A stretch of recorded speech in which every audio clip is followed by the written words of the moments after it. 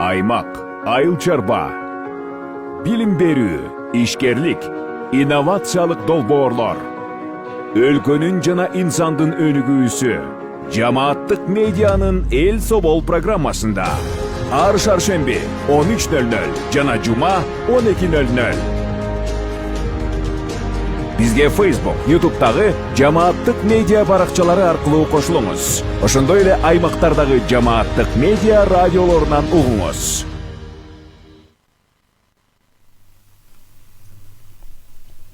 Кутман күнүңүз менен жамааттык медианын көрөрманы жана угарманы. Сиз түз эфирдеги эл собол программасын көрүп баштадыңыз. Эфирди мен Айгерим Куатбекова алып баруудамын.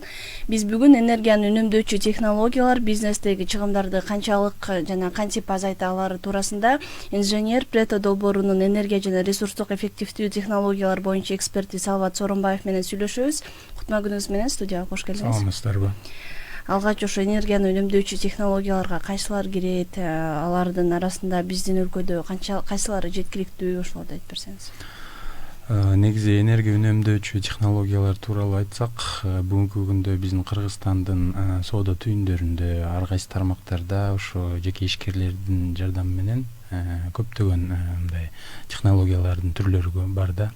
Ошолорду эле айта кетсек, жылытуу системаларын баягы кайрыла турган болсок, эгерде азыр кышкы мезгилге даярдануу мезгили да келип калды, анан ошогон мисалы үчүн жанагындай тепловой насос деген сыяктуу жабдуулар болот. Андан тышкары жана газ менен иштеген мештерди үнөмдүү, жакшы сапаттуу мештер менен бул жабдуулардан тышкары дагы жылытууну сактап кала турган жандай көп түрдүү ыкмалар менен жасай турган жылуулук материалдардын да түрлөрү көп. Аны эгерде атай кетсек, жана базальт таштарынан жылытуу, базальт минералдык жылытуу материалдары болот. Ошолор менен дубалдын сырттарын жылуулап алууга, полдун алдын жылуулап алууга, андан тышкары мисалы үчүн шыпты жылуулоого, ушундай сыяктуу имараттын баягы сырткы катмарын толугу менен жылуулап, сууктан өзүбүздү сактап калуу мүмкүнчүлүгүн түзө турган ушундай материалдардын түрлөрү көп бүгүнкү күндө. Андан тышкары ошол эле дубалдын сыртында жана бизде көп эле учурда терезелерибиз азыркы учурда мындай модадага айланып да баратат. Терезелер эгерде мурун кичинекей терезелер болсо, азыркы учурда полдон потолокко чейинки жана витраждуу терезелерди коюп атышат. Ошол витраждуу терезелердин дагы көптөгөн түрлөрү бар. Ошол терезенин сапаттары ар кандай болот. Ошол эле терезенин айнеги дагы ар кандай болот.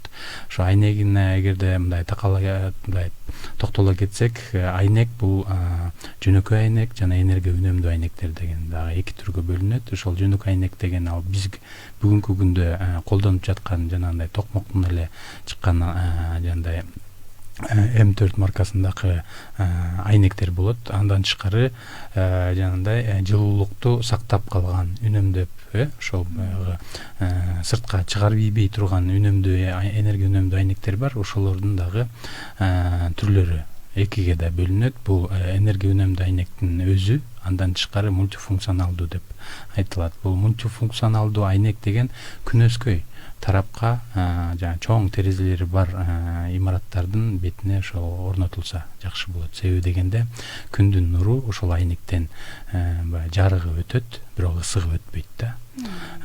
Кышында болсо, мисалы үчүн, ошол эле күндүн нуру өтүп, имараттын ичиндеки жылуулук сыртка чыкпай кала тургандай ушундай айнектер болот. Эми бардыгын айта кетсек, өтө эле көп. Мисалы үчүн өзүңүздөргө белгилүү, азыркы учурда мисалы үчүн имараттардын энергия үнөмдүү ыкмаларынын кандай түрлөрү бар дей турган болсок, жалпы бизнес чөйрөсүнө чакан ишкерлердин эгерде бизнестерин карай кетсек, алардын жабдуулары дагы көп болот. Себеби дегенде баягы өндүрүш жагында да иштеген чакан ишкерлер болот. Ошол эле имараттын өзү кандай ичинде адамдар отуруп офис катары иштешеби, же болбосо ошол эле чоң имараттын ичинде жанагындай чоң жабдуулар менен жана производственный сыяктуу ушундай помещениялар болот. Ошолордун бардыгын тең жылуулукту сактап калыш үчүн көптөгөн ыкмаларды пайдалануу керек. Ошону менен бирге ошол эле бул мисалы үчүн имаратты жылуулоодо эң негизги учурда биз баягы арзанчылыкты карабай, жабдууларды орноткондо жана сапаты жакшы, энергия үнөмдүү сапаттуу жабдууларды орнотуп алсак деген биз өзүбүздүн баягы кеп кеңештерибизде айтыстар беребиз да. Анан бүгүнкү күндө мисалы үчүн көпчүлүгү ойлонбойт. Мисалы үчүн арзаныраак баага качырып эле жабдуулардын арзан баасына коюп алышат дагы, жабдууларын орнотуп алышат. Бирок кыш мезгили болот, же болбосо жай мезгили болот, ошолордо чыгаша көбүрөөк болуп калат. Себеби дегенде иштеген мөөнөтү дагы узагыраак, кыскараак болуп калат. Себеби дегенде аларда деген мисалы үчүн электр энергиясын көбүрөөк талап кылат дагы. Ошого кеткен чыгашаны да кайра баягы ошо бизнестин ээлери чыгаша кетирип ошону төлөп турушат. Эгерде биз үнөмдүү жагын ойлой турган болсок, ошо жабдуулардын жакшы жана энергия үнөмдүү класстары болот. Класс А, класс Б деп коет, ошондойго чейин бөлүнөт. Бул баягы жогорку сапаттагы класстар. Ошолор мисалы үчүн өзүңүздөргө жөнөкөй тил менен айтканда, мисалы үчүн холодильник сатып алабыз го. Ошол эле холодильникти сатып алып аткан учурда бизге баягы консультант келип айтат. Бул холодильниктин баягы энергия үнөмдүү жагы баягы класс А+, же болбосо дагы 2+ болуп бөлүнөт. Ошондойго чейин айтып түшүндүрүп беришет. Себеби дегенде бул класс А деген бул жогорку даражадагы эме болуп калат, энергия үнөмдүү жабдуу болуп эсептелинет. Анан 1 жылдык мисалы үчүн пайдаланып иштете турган киловатт энергиясы болот, баягы токту пайдаланып иштетгени. Ал 100 киловаттка чейин деп ушинтип ар кандай баягы өзүнүн эсеби бар. Ошону менен эсептелип, анан ошо класска жараша бөлүнгөн да. Анан ошол мисалы үчүн холодильник жөнүндө айтып атканда, бул баягы муздатуу. Мисалы үчүн имарат эгерде жылууланбай калса, биз баягы ишкерлер көпчүлүк учурда жылуулоону деген кышкы мезгилге гана ойлоно беребиз да. Кышында мисалы үчүн отту жакканда, эгерде ошол имараттын өзүнүн туш тарабында ар кандай жылчыкчалар болсо, жылуулук сакталбай сыртка чыгып кете берет да. Ошол жылуулукту сактап калыш үчүн биз баягы жылуулоодо ошол жылуулукту сактап калуу мүмкүнчүлүгүн сактап калабыз дагы, кышкы чыгашабызды ошону менен үнөмдөп калып атабыз. Эгерде биз ошол имаратты жылуулабай, мындай начар жылуулап койгон болсо дагы, жайкы мезгили дагы бар да. Өзүңүздөргө белгилүү, азыркы учурда жайында дагы, кышында дагы ошо имараттарда пайдаланылган электр энергиясынын кубаттуулугу бирдей болуп калган да. Себеби дегенде жайкы мезгил өзүңүзгө белгилүү, азыркы учурда өтө ысык болуп атат. Ошол эле ысык болгондо ошол эле имаратты биз кайра салкындатышыбыз керек. Эгерде имараттын өзү сыртынан жылууланган болуп калса, жакшы сапаттуу жылууланган болсо, бул жанагы термос сыяктуу комфорттуу температураны бөлмөнүн ичинде сактап калат дагы. Ошол температура мисалы үчүн 18-20 градуска чейин баягы комфорттуу температураны сакталып калса, адам киши, ошол жерде иштеген киши өзүн баягы жакшы сезет. Ысык да болбойт, суук да болбойт, анан иштеген өзүнүн баягы сапаты да жогору болот да. Анан баш оор да аз болот.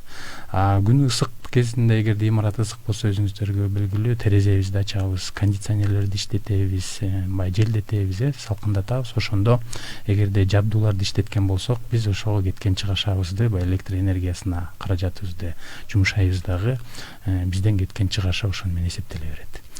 Ошонун баардыгы үнөмдөлүп калыш үчүн, ошол эле бизнес ээсинин чөнтөк маянасына калыш үчүн, ошол эле бизнести кайрадан эле өнүктүрүш үчүн, ошол үнөмдөп калган каражатты ошол бизнеске жумшап, кайра өзүнүн бизнесин өнүктүрүү үчүн ошол баягы энергия үнөмдүү иш-чараларга алып келсе, ошол жакшы жыйынтыкты берет деп ойлойм да.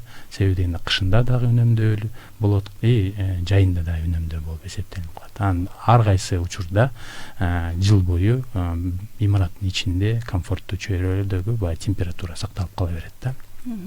Ушул жерде бул энергияны үнөмдөөчү технологиялар өзүн канчалык актайт деген суроо жаралат. Анткени ошол эле бизнес ээлери мына сиз өзүңүз да айтып атасыз, өндүрүш канчалык чоңураак болсо көбүрөөк дагы техникалар керектелет депчи. Анан алардын баарын иштеткендин ордуна даяр эле турган энергияны сатып алууну дагы көздөсө керек. Эми даяр турган энергияны сатып алуу деген биз эми көнүп калдык да. Электр энергиясын эле пайдаланабыз көпчүлүк учурда. Ошол электр энергиясын имараттарды, мисалы үчүн ошол эле бизнес чөйрөдө ишкерлер өздөрү бүгүнкү күндө жана автономдуу системаларды да ойлонуп атышат да. Баягы көз карандысыз электр энергиясы өзүнүн баягы жабдууларына жете тургандай. Эми чоң мисалы үчүн өндүрүш ишканасы көп кубаттуулук жанагындай күн энергиясын өндүрө турган жанагындай чакан электростанциялары болот. Ошолорду орнотуп алганда булар өздөрүнө жарыктандыруу, анан айрым бир керектүү жабдууларын камсыздай турган электр энергия менен камсыздай иштеп бере тургандай бекер күн энергиясы менен иштей турган ушундай панелдерин орнотуп алышат да. Анан көп жабдууларын баягы толугу менен камсыздоо бул мүмкүн эмес болуп калат. Себеби дегенде имараттын өзү да чоң болсо, эгерде ошол эле имараттын жайгашкан территориясы да азыраак болуп калса, жана күндүн энергиясынан ала турган жана панелдерди орнотургандагы бул ошонун кененирээк жер керек да. Себеби дегенде ал күн панелдери чатырга да орнотулат, жерге да орнотсо да болот. Эми ошого жараша канчалык мүмкүнчүлүгү бар болсо, ошол кубаттуулукка жараша 10 киловатт болобу, 15 киловатт болобу, ошого чейинки күн панелдерин орнотуп алып, анан өзүнө керектүү гана электр токторун чыгарып алып, анан өндүрүштөрүн акырындан иштете берсе болот. Бул свет өчүп калган учурда, өкмөттөн алынып аткан светтен өчүп калган учурда өздөрүнүн жанагындай иштеп жаткан убактысы токтоп калбастан кээ бир мисалы үчүн жабдуулары ошолорду баягы убактылуу свет күйгөнгө чейин өзүнүн баягы күн тийип турган учурда күндөн алган бекер электр энергиясын өздөрү иштетип, ошол иш чарасын токтотпостон уланта беришет да. Экинчи жагынан эгерде ала турган болсок, мындай ишкерлердики мисалы үчүн көпчүлүк учурда жандай суу жылыткыч системалары. Эгерде мындай өндүрүштөрдө деле мисалы үчүн иштеп жаткан адамдарга өзүнчө жагандай шарт түзүп берүү мүмкүнчүлүгү да болот да. Ошол шарт түзүп берип атканда жагандай чоң Аристон системалары бар. Бизге белгилүү суу жылыткыч системасы Аристондорду орнотабыз. Ал Аристон системасы бул электр энергиясы менен иштейт. Өзүңүздөргө белгилүү. Ошол эле электр энергиясын баягы үнөмдөп калыш үчүн, бирок күндүн нурунан бекер сууну жылыта тургандай ушундай система жабдуулар бар. Бул жабдуунун аталышы солнечный коллектор деп коет, күн коллектору. Ошол күн коллектордун ичинде мисалы үчүн бул айнек түтүкчөлөр болот. Айнек түтүкчөнүн ичинде жезден турган ушундай өзүнчө ичке түтүкчө болот. Ошонун ичинде чуркап баягы система айланып тура тургандай мындай суюктук болот. Ошол суюктук бул мисалы үчүн машинанын радиаторунун ичинде куюлган антифриз сыяктуу эле суюктук күн тийген учурда ошол суюктук жылыйт дагы. Анан жана айнек түтүкчөлөрдүн ичиндеки ошол жана суюктук жылыганда сууну бул баягы күндүн жардамы менен бекер ысытып бере алат. Ошондо коллектордон баягы пайдаланган күндүн нурунан алынган ысык суу ошол эле өндүрүштүн ичиндеки ишкерлерге жуунуп алууга же болбосо мындай айтканда элге кызмат көргөзүп жандай бассейндерди коюп ошо бассейнге адамдар түшө тургандай кылып ушундай бизнестер да бар да, өзүңүздөргө белгилүү. Ошол бизнестерге сууну да жылытып алуу мүмкүнчүлүгү болот. Бул көптөгөн энергияны үнөмдөп 50%га чейин мындай үнөмдөп бере алат да. Анан акты өмөнөтүн айтып атпайсызбы? Бардык аткарыла турган жумуштардын баягы туура эсеп чоту керек да. Ошол эсептөөдө ошол эле имарат болобу, ошол эле жандай бизнес тармагы болобу, кандай жабдуу же болбосо кандай жылытуу болбосун, ошону туура эң башында ойлонуп, ошону баягы ишке аткарса, ошол ишкердин өзүнүн баягы пайдасы, үнөмдөөдөн келип түшкөн пайдасы бул 50%га чейин болчу. 50% деген бул кээ бир ишканалар үчүн өтө эле чоң акча болуп эсептелинет. Кээ бир ишканалар үчүн бул баягы орточо акча болуп эсептелинип калат. Эми кандай болбосун бул баягы үнөмдөөнү алып келип атат. Анан актоо мөөнөтү мисалы үчүн ар кайсы ыкмалар үчүн ар кандай жылдарды түзөт. 1 жылдан баштап 5 жылга чейин болуп калышы мүмкүн. Эгерде күн электр энергиясын иштете турган жанагындай панелдерди отпайсызбы? Булардын баасы 1 киловатт электр энергияны алып иштетиш үчүн ошол 1 киловатт энергияны алып кое турган жабдуунун баасы $1,5 каражатын түзөт бүгүнкү күндө. Анын ичинде устанын акысы бар, анын ичинде жандай ар кайсы түрдүү жабдуулары бар, комплекстүү, ошондой айтканда. Анан ошол эле имараттын өзүндө баягы муктаждык кубаттуулугун камсыздоо турчу, мисалы үчүн 10 киловатт болобу, же болбосо 30 киловатт болобу десин деп коелу. Ошол канча киловатт керек болсо, ошол киловатты $1,500 каражатына көбөйтүп кою керек да. Ошондо мисалы үчүн 10 киловатт болсо, бул $15,000 каражатын түзөт. Ошонун эми баягы электр энергия өзүңүзгө белгилүү, бүгүнкү күндө Кыргызстанда электр тогунун баасы арзан. Анан көпчүлүк учурда биз баягы электр тогуна качабыз. Анан автономдуу өзүнчө көз карандысыз болуп иштейм деген кээ бир баягы келечекти ойлоп жаратылышты мындай сактап калабыз, үнөмдөйлү деген ишкерлер ошондой өздөрүнүн иш жүзүндө аткарып жаткан жумуштары токтоп калбас үчүн кое турган жабдууларын актоо мөөнөтү мисалы үчүн 10 жылга чейин болуп калышы мүмкүн. Эми бул өзү үчүн, анан экинчи жагынан ошол эле тиги таза экологиялык жактан бизнес болуп эсептелинип калат. Эгерде ошол эле айта кетсек, мисалы үчүн таза экология десек, мисалы үчүн туризм тармагында ишкерлер үчүн бул өтө баягы азыркы күндө модада болуп атат. Зеленая экономика деп коебуз, зеленый туризм деп коюп атабыз. Анан зеленый отель деп да айтып коюп атабыз. Ошол отельдердин баардыгы канчалык жаратылышты үнөмдөй турган ушундай чараларды өздөрүнө колдоно турган болсо, бул баягы жашыл болуп эсептелип калат. Анан өзүңүздөргө белгилүү, туристтер чет мамлекеттен келип атканда алардын баардыгы эле ушу үнөмдөө жагындагы көп ойлонушат, билишет. Себеби дегенде аларда ар кайсы ресурстардын баасы өтө кымбат болуп эсептелинет. Бизде Кыргызстанда суу кенен, электр энергия арзан деп биз баягы көпчүлүк учурда сууну да үнөмдөбөйбүз. Электр энергиясын дагы көпчүлүк учурда өчүрбөй баягы иштетип алабыз. Анан төлөгөнгө келгенде эле кээ бир учурда үй ээлери болобу, же болбосо ишкерлер болуп калабызбы, ошондо кыйнала баштайбыз. Ошонун баардыгына биз туура мамиле менен, баягы түшүнүк менен кайрылып, анан ошо жакшы жабдууларды, сырттарды, дубалдардын өздөрүн жакшы үнөмдөй турган, жандай энергия үнөмдүү жабдуулар менен, анан жандай материалдар менен жылуулап алсак да 50%га чейин биз үнөмдү алып келе алабыз. Биз азыр ошо ишкерлер, бизнес ээлери жөнүндө сөз кылып атпайбызбы? Анан биздин өлкөдө алар азыр канчалык муну түшүнүп, иш жүзүнө пайдаланып калышты? Бүгүнкү күндө ишкерлердин түшүнүгү жакшы эле болуп калды. Себеби дегенде жаңы бизнес ачаарда ушу ишкерлердин көпчүлүгү жөн эле имаратты кооздоп салып койбостон, ошол имаратты толугу менен жылуулоо системасы менен кошо иштетип кетип атышат. Андан тышкары ошол эле имараттын өзүндө жанагындай вентиляция системаларын, ошо вентиляция системасы жөн эле сырттан келген абаны, муздак абаны киргизбестен жанагындай рекуператор системалары деп коет. Бөлмөдөн отурган баягы зыяндуу абаны сыртка чыгарган учурда баягы вентиляция деп коебуз, желдетүүнүн негизинде. Ошол чыгып жаткан аба бөлмөнүн ичиндеги температура 20 градус менен чыгып бараткан болсо, рекуператор системасы аркылуу баягы сырттан кирип жаткан таза абаны кайра ошол баягы бөлмөдөн чыгып аткан жылуулуктун жардамы менен жылытып туруп, кайра бөлмөгө жылуу абаны киргизет да. Бул баягы рекуператор системасы. Ошол желдетүү системасында ошондой ойлонуштуруп атышат. Экинчи жагынан көмүр менен жагылып жаткан мештерден көпчүлүгү баягы качып, электр энергиясы баягы аз пайдалана турган, бирок кубаттуулугу, анан жылуулугу көбүрөөк боло турган жагындай жабдуулар, мен айтып кеттим, эң башында эле тепловой насос деп коебуз.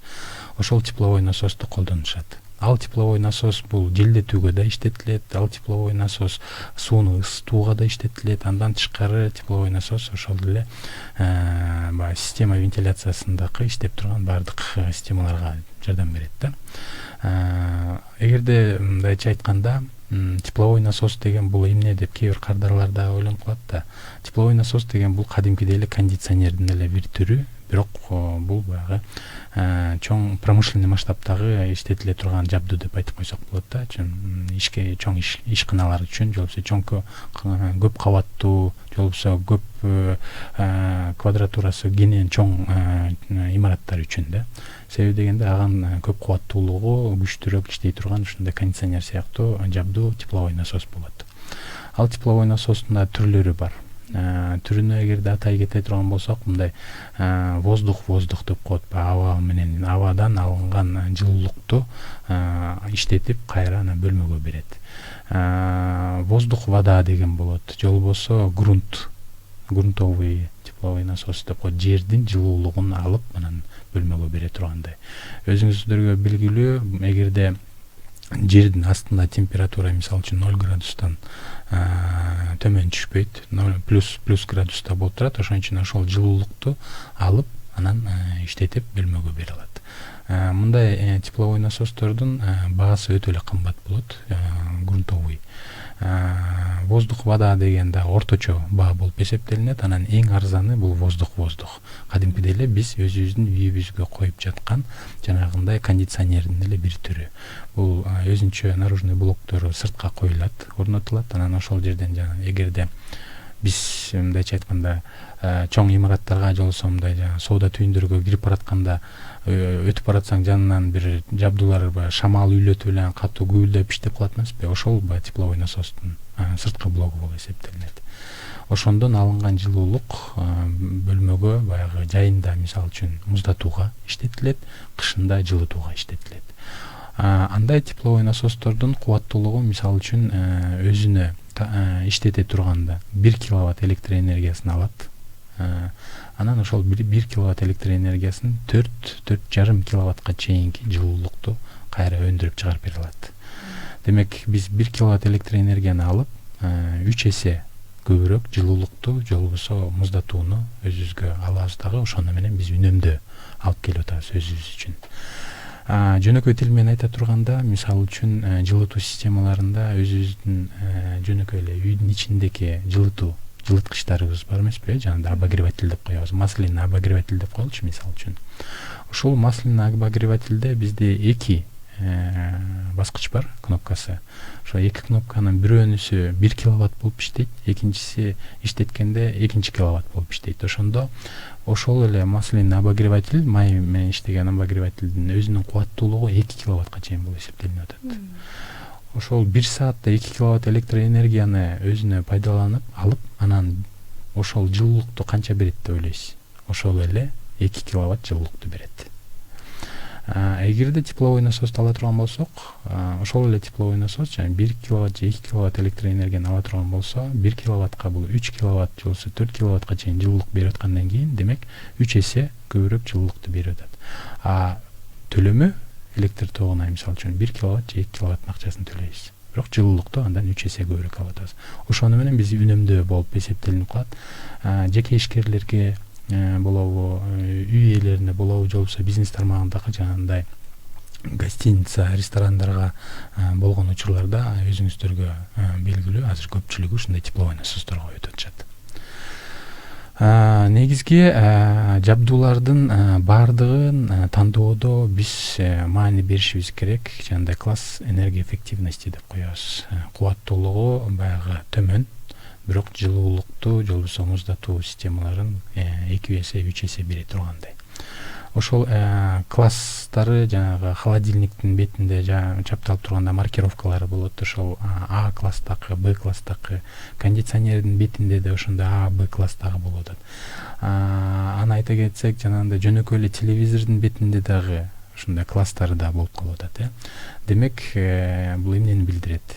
Бул дүйнө жүзүндөгү суроо талап үнөмдүү жабдууларга болуп келет да.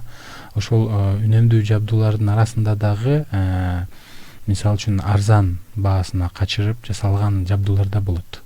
Демек ал жабдуулардын энергияны талап кыла турган, баягы энергияны колдоно турган кубаттуулугу жогору болуп эсептелинет да. Себеби дегенде өзүңүздөргө биз билебиз го, баягы арзан баас татбайт дегендейчи.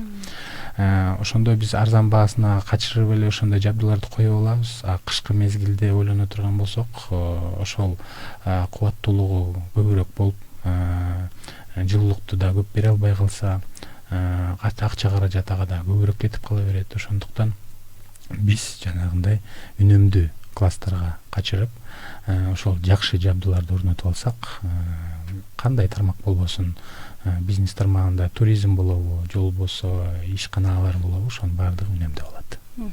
Чоң рахмат сизге. Бизге бөлүнгөн убакыт соңуна чыгып калды. Биздин Жамааттык медианын көрөрмандарына, угармандарына пайдалуу маалыматтарыңыз менен бөлүшкөнүңүз үчүн ыраазычылык билдиребиз. Урматтуу Жамааттык медианын көрөрманы жана угарманы, сиз Түз эфирдеги Эл Собол программасын көрдүңүз. Анда энергияны үнөмдөөчү технологиялар бизнестин чыгымдарын кантип жана канчалык деңгээлде азайта алары туурасында сүйлөштүк. Суроолорго инженер Перета долбоорунун энергия жана ресурстук эффективдүү технологиялар боюнча эксперти Салават Соронбаев жооп берди. Эфирди мен Айгерим Кубатбекова алып бардым. Кайрадан эфир аркылуу амандашканча саламатта туруңуз. Аймак, айыл чарба, билим берүү, ишкерлик, инновациялык долбоорлор, өлкөнүн жана инсандын өнүгүүсү Жамааттык медианын Эл Собол программасында ар шаршемби 13:00 жана жума 12:00.